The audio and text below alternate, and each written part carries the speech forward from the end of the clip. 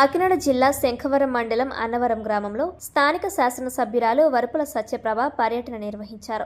పలు అభివృద్ధి కార్యక్రమాలకు శంకుస్థాపన చేసి ప్రారంభోత్సవాలు చేశారు. ముందుగా గ్రామ పంచాయతీ సచివాలయాన్ని ఎమ్మెల్యే సత్యప్రభ సందర్శించి ప్రజలకు నాణ్యమైన సేవలు అందించాలని అధికారులను ఆదేశించారు. అనంతరం బీసీ కాలనీ, వేలంపేట, కైలాసభూమి ప్రాంతాల్లో సుమారు 50 లక్షల రూపాయల వ్యయంతో చేపట్టనున్న సీసీ రోడ్ల పనులకు శంకుస్థాపన చేశారు. కొత్తపేటలో బోర్వెల్ పనులకు శంకుస్థాపన చేసిన ఆమె ఎన్టీఆర్ విగ్రహం వెనుక ఉన్న గ్రంథాలయ భవనాన్ని పునఃప్రారంభించారు.